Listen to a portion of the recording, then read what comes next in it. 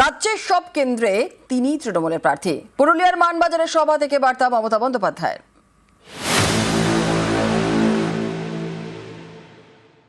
কি মা বোনেরা ভোটটা দেবেন তো?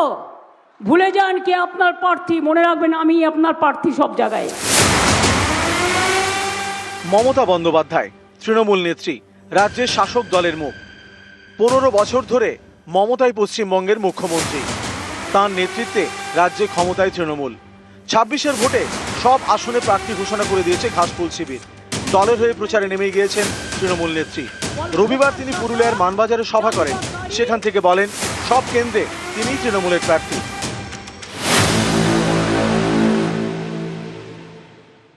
কি মা বোনেরা ভোটটা দেবেন তো?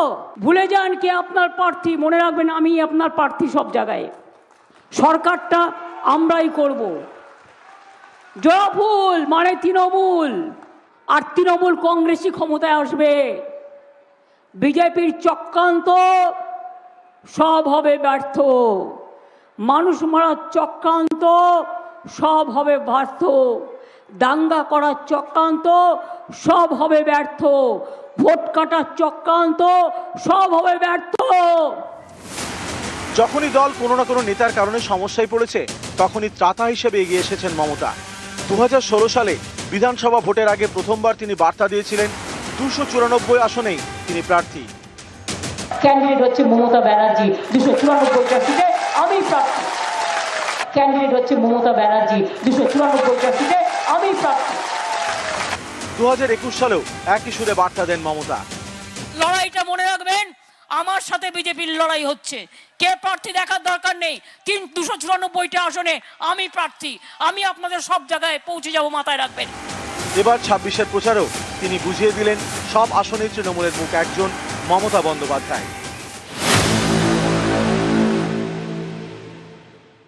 কি মা বোনেরা ভোটটা দেবেন তো? ভুলে যান কে আপনার প্রার্থী, মনে রাখবেন আমি আপনার প্রার্থী সব জায়গায়। সরকারটা আমরাই করব। জয়ফুল মানে তৃণমূল, আর তৃণমূল কংগ্রেসই ক্ষমতায় আসবে। বিজেপির চক্রান্ত সব হবে ব্যর্থ। মানুষ মারার চক্রান্ত সব হবে ব্যর্থ। দাঙ্গা করার চক্রান্ত সব হবে ব্যর্থ। ভোট কাটার চক্রান্ত সব হবে ব্যর্থ। নিউজ 18 বাংলা। কংগ্রেসের প্রথম প্রার্থী তালিকা প্রকাশ। 284 আসনে প্রার্থী ঘোষণা করল কংগ্রেস। বহরমপুরে কংগ্রেস প্রার্থী অধীর রঞ্জন চৌধুরী। লোকসভা নির্বাচনে হারতে হয়েছিল বহরমপুরের দীর্ঘদিনের সাংসদ অধীর রঞ্জন চৌধুরীকে।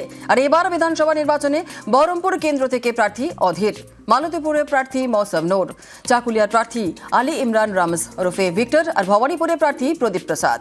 নন্দীগ্রাম থেকে লড়ছেন যুব কংগ্রেস নেতা শেখ জরিয়াতুল হোসেন। বালিগঞ্জে কেন্দ্রে সোমেন মিত্র ছেলে রোহন মিত্র প্রার্থী করেছে কংগ্রেস। আর রাসবিহারীতে কংগ্রেস প্রার্থী আশুতোষ চট্টোপাধ্যায়। আমি তো কংগ্রেসের একজন সৈনিক। কংগ্রেসের দুঃসময়ে আমাকে বলা হয়েছে, আমি মনে করি যে একজন সৈনিকের দায়িত্ব দুঃসময়ে দলের পাশে থাকা।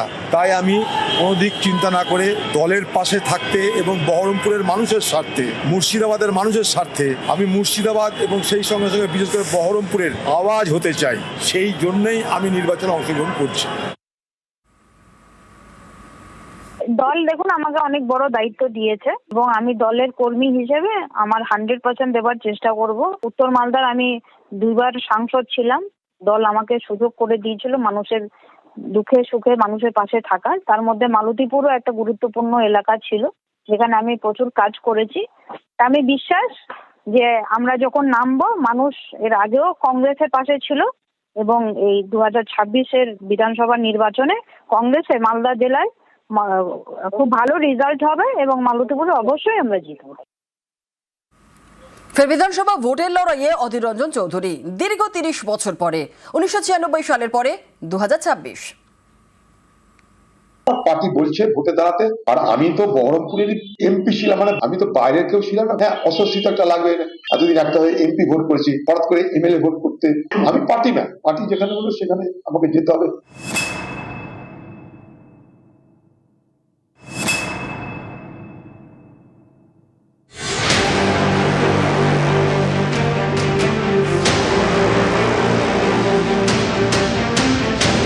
দল এখনো ঘোষণা করেনি, কিন্তু অধীর চৌধুরী নিজেই জানিয়ে দিলেন এবার বিধানসভা ভোটে তিনি লড়বেন এক সময়ের দুর্গ বহরমপুর থেকে। পার্টি বলছে ভোটে দাঁড়াতে, আর আমি তো বহরমপুরের এমপি ছিলাম, মানে আমি তো বাইরের কেউ ছিলাম না। হ্যাঁ, অস্বস্তি তো একটা লাগবে। এতদিন একটা হয়ে এমপি ভোট করেছি, হঠাৎ করে এমএলএ ভোট করতে আমি পার্টি না, পার্টি যেখানে বলবো সেখানে আমাকে যেতে হবে। যদি সাধারণ মানুষ আমাকে চাই, আমি নিজেকে ভাগ্যবান বলে মনে করবো, কারণ এটা এত বড় স্বীকৃতি তো হয় না। এটা একটা, আমি মনে করি একটা রাজনৈতিক জীবনে এটা আমার কাছে একটা নোবেল পুরস্কার পাওয়ার মতন ব্যাপার। অধীর চৌধুরী নবাবের মাটিতে একসময় ডাকাবুকো নেতা। 1996 সালে মুর্শিদাবাদের নবগ্রাম থেকে প্রথম বিধানসভা ভোটে লড়েন। সিপিআইএম এর মুজাফফর হোসেনকে 20,000 ভোটে হারিয়ে বিধায়ক হন। 1999 বহরমপুর লোকসভা থেকে জিতে সাংসদ হন। তারপর থেকে আর পেছন ফিরে তাকাননি। পরপর 5 বার বহরমপুর থেকে সাংসদ। একসময় বহরমপুর মানেই ছিলেন অধীর চৌধুরী। তাল কাটে 2021 বহরমপুর আসনে যেতেন বিজেপির সুব্রত মৈত্র। 24 বহরমপুর লোকসভা কেন্দ্রে অধীর চৌধুরী হেরে যান তৃণমূলের ইউসুফ পাঠানের কাছে। কিন্তু বহরমপুর বিধানসভায় প্রায় 7,000 ভোটে লিড ছিল বাম কংগ্রেস জোটের। এবার একলা চলার পথে কংগ্রেস। বহরমপুরে বিজেপি প্রার্থী করেছে সুব্রত মৈত্রকে, তৃণমূল প্রার্থী করেছে নারুগোপাল মুখোপাধ্যায়কে, আর কংগ্রেস প্রার্থী অধীর চৌধুরী। পার্টি বলছে ভোটে দাঁড়াতে, আর আমি তো বহরমপুরের এমপি ছিলাম, মানে আমি তো বাইরের কেউ ছিলাম না। হ্যাঁ, অস্বস্তি তো একটা লাগবে। এতদিন একটা হয়ে এমপি ভোট করেছি, হঠাৎ করে এমএলএ ভোট করতে আমি পার্টি না, পার্টি যেখানে বলবো সেখানে আমাকে যেতে হবে। নিউজ 18 বাংলা। মালদা চাঁচলে প্রার্থী বিক্ষোভ, ভাঙচুর, আগুন। কংগ্রেসের প্রার্থী তালিকা ঘোষণা হতেই তুমুল বিক্ষোভ চাঁচলে। চাঁচলের কংগ্রেস প্রার্থী করা হয়েছে প্রাক্তন বিধায়ক আসিফ মেহবুবকে। আর প্রার্থী বদলের দাবিতে দলীয় অফিস ভাঙচুর, তরলতলা মোড়ে আসবাবপত্র, টায়ার জ্বালিয়ে অবরোধ। প্রার্থীর দাবি সকলকে নিয়েই লড়াই করবেন। যতক্ষণ না আন্দোলন জনিকে আবার পুনরায় ঘোষণা করছে জেলা প্রেসিডেন্ট, ততক্ষণ আমরা এই আন্দোলন চলবে। এটার কারণ হচ্ছে আমরা যেটু বাইদো বাই শুনতে পাচ্ছি, ওরা তৃণমূলের সঙ্গে সেটিং হয়েছে। ঈশা খান কত কোটি টাকা খেয়েছে আমাদের জানা না, তার সঙ্গে শোনা যাচ্ছে যে আর কি শুভঙ্করও টাকা খেয়েছে। টাকার বিনিময়ে কি প্রার্থী পদ বিক্রি করা হলো? একদম একদম দায়িত্ব নিয়ে বলতে পারি। আমরা আসিফকে মানছি না, বিধানসভা আমাদের জনের আঞ্জার জনকেই আমরা মেনে নেবো। আসিফকে প্রার্থী এর আগে বহুবার আমাদের জানানো হয়েছে, সেটা প্রদেশ কংগ্রেসের কানেও গেছে, রাজ্য কংগ্রেসের কানে গেছে, কিন্তু ওরা কোনোদিনও নিতে পারেনি। আমাদের এটা জানতে পারছে না ওরা। আমাদের এখন একটাই দাবি, আঞ্জার জনকে চাই, নাহলে আমরা রাস্তা থেকে উঠবো। আর চাঁচলের পাশাপাশি ডোমকলেও প্রার্থী বিক্ষোভ। কংগ্রেসের প্রার্থী শাহনাজ বেগমের নাম ঘোষণা হতেই ডোমকলে পার্টি অফিসে বিক্ষোভ, স্লোগান। বিক্ষোভকারীদের দাবি, কয়েকদিন আগে তৃণমূল ছেড়ে কংগ্রেসে যোগ দেন শাহনাজ বেগম। প্রার্থী বদলের দাবিতে বিক্ষোভ।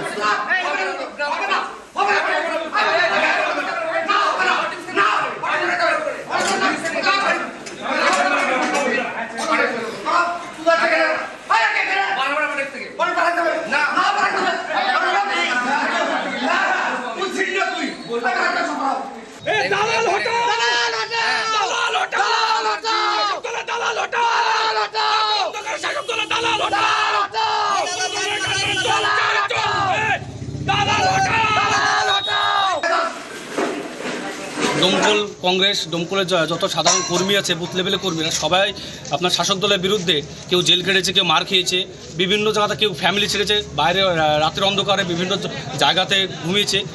তো সেই জায়গাতে আজকে আপনার একজন ক্যান্ডিডেট হচ্ছে যে 2 মাস হলো না আপনার শাসক দল থেকে এসছে, সে রানিং এখনও জেলা পরিষদের মেম্বার আছেন উনি, তেনাকে কীভাবে ক্যান্ডিডেট করা হয়? এটা আমাদের ডোমকল কংগ্রেসের প্রশ্ন। আজকে বহিরাগত একটা ক্যান্ডিডেট করা হচ্ছে, এটা হচ্ছে আমাদের ডোমকল কংগ্রেসের লজ্জা। আমরা এটাকে কোনোভাবে মেনে নিতে পারবো না। অধীর হুমায়ুন বিজেপির এজেন্ট বলে তোপ অভিষেকের। মুর্শিদাবাদে এসআইআর এর নামে হয়রানির অভিযোগ। অধীর হুমায়ুন কমিশন বিজেপির 3 এজেন্ট বলে আক্রমণ।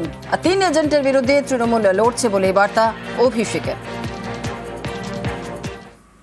এই মুর্শিদাবাদ জেলা অষ্টাদশ শতাব্দীতে অবিভক্ত বাংলার রাজধানী ছিল। সেখানে মানুষকে লাইনে দাঁড়িয়ে স্বাধীনতার 78 বছর পরেও নাগরিকত্বের প্রমাণ দিতে হচ্ছে। এর জন্য বিজেপি 3টে এজেন্সিকে এই জেলায় কাজে লাগিয়েছে। প্রথম এজেন্টের নাম, যাকে আপনারা আজ থেকে 2 বছর আগে পরাজিত করেছিলেন অধীর চৌধুরী, দ্বিতীয় এজেন্ট হুমায়ুন কবির, তার সাথে হাত মিলিয়েছে দিল্লির নির্বাচন কমিশনের ভ্যানিশ কুমার মানুষের নাম কাটতে। এই তিনটে এজেন্সির বিরুদ্ধে আমাদের এই লড়াই সর্বাত্মক করতে হবে। এখানে মতানৈক্য মত পার্থক্যর কোনো জায়গা নেই। পাল্টা তৃণমূলকে নিশানা বিজেপি মুখপাত্র দেবজিৎ সরকারের। হুমায়ুনের তৃণমূলের বি টিম বলে নিশানা। নিরাপত্তা দেন, সেটা কেন দেন? হাইকোর্টের অনেক জায়গায় অবজারভেশন আছে, নিরাপত্তা তো এরকম ভাবে বিজেপি কাউকে পাইয়ে দিচ্ছে এরকম হতে পারে না। হয় জেনে শুনে বলছে অথবা না জেনে বলছে এবং মানুষকে বিভ্রান্ত করছে। সামনে ভোট, তৃণমূলকে সরাতে হবে, বিজেপিকে আনতে হবে।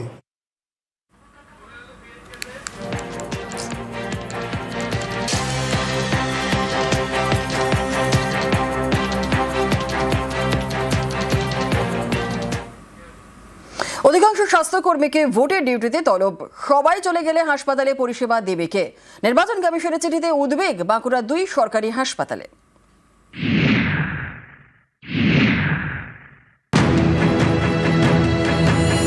বাঁকুড়ার বিষ্ণুপুর, এখানকার বিষ্ণুপুর সুপার স্পেশালিটি ও জেলা হাসপাতাল। ভোটের ডিউটিতে যোগ দিতে বলা হয়েছে এখানকার 79 জন স্বাস্থ্যকর্মীকে। হাসপাতাল কর্তৃপক্ষের দাবি, ভোটের ডিউটিতে যোগ দিতে বলা হয়েছে হাসপাতালের সুপারকে, হাসপাতালের 4 জন অ্যাসিস্ট্যান্ট সুপার, এর মধ্যে একজনকে ডাকা হয়েছে ভোটের ডিউটিতে।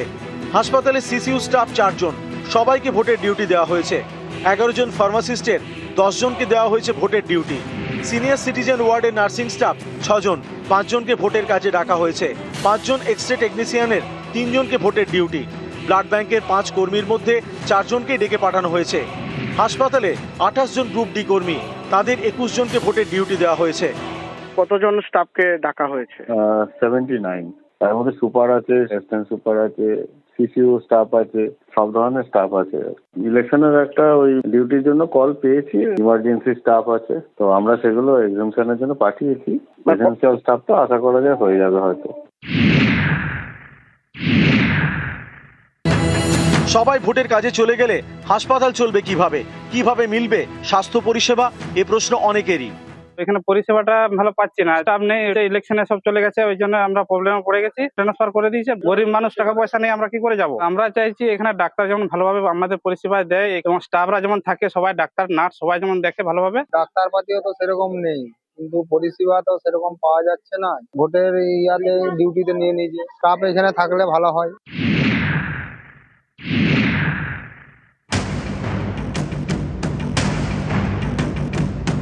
একই ছবি বাঁকুড়া সম্মিলনী মেডিকেল কলেজ ও হাসপাতালেও। কর্তৃপক্ষের দাবি, ভোটের ডিউটিতে ডাকা হয়েছে এখানকার 100-র বেশি স্বাস্থ্যকর্মীকে। ম্যাক্সিমাম নাম চলে এসছে আমাদের গ্রুপ ডি, কর্মবন্ধু, ল্যাব টেকনিশিয়ান এবং ফার্মাসিস্ট। টোটাল 100 সামথিং এর মতো নাম এসছে। এখন এতজন লোক যদি একসঙ্গে চলে যায়, হাসপাতাল যে আমি কি করে চালাবো, চিন্তিত হয়ে আছি যে আমরা আমাদের এটাও তো একটা এমার্জেন্সি সার্ভিস, ভীষণভাবে স্কেয়ার্ড যে আমরা ওটি গুলো রান করাবো কি করে।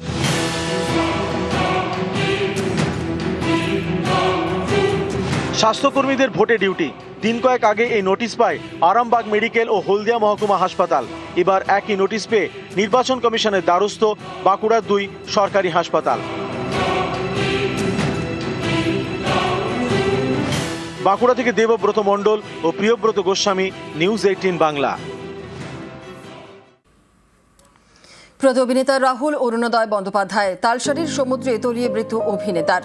দীঘা সংলগ্ন তালসারিতে সিরিয়ালের শুটিংয়ে যান তিনি। দীঘা হাসপাতালে নিয়ে যাওয়া হলে রাহুলকে মৃত বলে ঘোষণা। তাম্রলিপ্ত মেডিকেলে অভিনেতার ময়নাতদন্ত। রাতেই তাম্রলিপ্ত মেডিকেলে রাহুলের দেহ নিয়ে যাওয়া হয়। দেহ তমলুক মেডিকেল কলেজে চলে যাচ্ছে ফর পোস্টমর্টম। না, সেটা আমরা তদন্ত করছি, আমরা অস্বাভাবিক মৃত্যুর আমরা তদন্ত করব। শুটিংয়ের সময় জলে পড়ে যান রাহুল। সমুদ্রের ঢেউয়ের ধাক্কায় জলে পড়ে যান। শুটিংয়ে থাকা অন্যরা উদ্ধারের চেষ্টা করেন। সহ অভিনেতা শ্বেতা মিশ্রকে সঙ্গে সঙ্গে উদ্ধার করা হয়। রাহুল ঢেউয়ের ধাক্কায় খানিকটা দূরে চলে যান। রাহুলকে উদ্ধার করে হাসপাতালে নিয়ে যাওয়া হয়, দাবি সিরিয়ালের এক্সিকিউটিভ প্রডিউসারের। আমিও পড়েছি, দুজনেই পড়ে গেছি। আমি ঠিক আছি। রাহুল তো দেখো না, রাহুল ঠিক আছে তো, আমাকে যেতে দিচ্ছে না, আমাকে যেতে দিচ্ছে না, বাবলু না। ঠিক আছে, ঠিক আছে বাবু, দেখছি। দাঁড়া তুই ওরকম করিস না, একটু ঠান্ডা হও, ঠান্ডা হও। আমরা এক্ষুনি একসাথে শুটিং করছিলাম, আধ ঘন্টা আগে আমরা একসাথে শুটিং করছিলাম, সমুদ্রে নেমে সমুদ্রে শুটিং করছিলাম আমরা। পড়ে গেল না কি ও একটা হঠাৎ করে? আমিও পড়েছি, দুজনেই পড়ে গেছি। আমি ঠিক আছি। রাহুল দাকে দেখো না, রাহুল ঠিক আছে তো? আমাকে যেতে দিচ্ছে না, আমাকে যেতে দিচ্ছে না বাবলু না। ঠিক আছে ঠিক আছে বাবা, দেখছি। যেটা হয়েছিল যে আমাদের মেইন শুটিং যেটাকে বলে, মানে বড় ক্যামেরার কাজ সব শেষ হয়ে গেছিল, একটা ড্রোন শট বাকি ছিল। ওই ড্রোন শটটা যখন নেওয়া হয় গোড়ালি অব্দি জল, কারণ তার আগের শটই হচ্ছে ওই জলে কন্টিনিউটি বলে তো একটা বিষয় হয়। এবার ওই এক পা দু পা এগোচ্ছে পেছোচ্ছে, ইউনিট থেকে বলা হয়েছিল যে না আর এগিয়েও না, এই অব্দি থাকো। বলতে বলতে কোনো একটা বড় ঢেউ এসেছে, ডিসব্যালেন্স হয়ে দুজনেই পড়ে যায়। সাথে সাথে আমাদের ইউনিটের লোকেরা ঝাঁপ দেয়, সে তাকে ধরে ফেলতে পারে, কিন্তু রাহুল আরেকটু দূরে চলে গেছে। আমাদের সেফটি বোর্ড যেগুলো ছিল সেগুলো থেকে যারা কোর্টের ছেলেরা থাকে তারা লাভ দেয়, দিয়ে দড়ি টড়ি দিয়ে ওকে ওখানে সাঁতরে তুলে নিয়ে আসে, সাথে সাথে হসপিটালে নিয়ে যাওয়া হয়। এবং যখন ওঠানো হয়েছে সেই অবধিও রাহুলের জ্ঞান ছিল অ্যান্ড অল, কথাও বলেছিল, সবটাই শুনলাম। তারপর হসপিটালে যাওয়ার পর ডাক্তাররা জানায় যে নেই। ওনাকে জলে নামতে মানা করেছে, মানা করেছে, তারপরে জল আনতে নেমে গেছে। কিসের শুটিং চলছিল ওটা? তো ভোলে বাবা পার কাটেগা। এখন মর্গে বডি কি মর্গে আছে।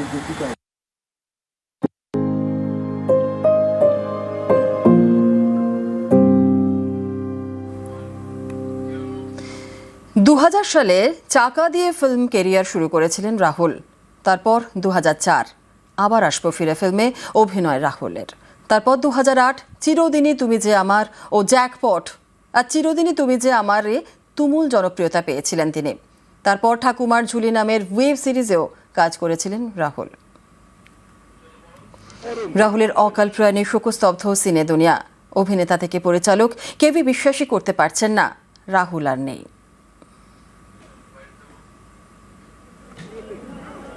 রাহুল খুবই বড় মাপের একজন অভিনেতা। আমি ওর সঙ্গে আজ থেকে 18 বছর, অর্থাৎ 2008 সালে আমি ওর সঙ্গে কাজ করেছিলাম। আমাদের ছোট্ট একটা ইন্ডাস্ট্রি, সেখানে রাহুলের মতো একজন অভিনেতা চলে যাওয়া মানে অনেকটা ক্ষতি। না, একটা সিনেমাই করেছি আমরা, আমার প্রথম সিনেমা চিরদিনই তুমি যে আমার, সেটাতেই আমার প্রথম কাজ ওর সঙ্গে। এবং আমি ওকে নিয়ে এসেছিলাম, ও তখন টেলিভিশনে রবি ওজার একটা শো করতো, টেলিভিশন শো, সেটার নাম ছিল খেলা। অবভিয়াসলি মেনে নিতে পারছি না, অবভিয়াসলি কি বলবো, কিছু বলার ভাষা নেই আর কি। আমার তো এখনো বিশ্বাস হয়নি পুরো ব্যাপারটা। বিশ্বাস হওয়া তো সম্ভব না। আত্মস্থ করা, বিশ্বাস করা, এটা করতে তো সব মানুষের তো সমান সময় লাগে না। আমার একটু সমস্যা আছে এটা নিয়ে। রাহুল তো বড্ড কাছের, বড্ড স্নেহের। আমার বিশ্বাস হচ্ছে না, এটুকু আমার বারবার বলার যে আমার বিশ্বাস হচ্ছে না।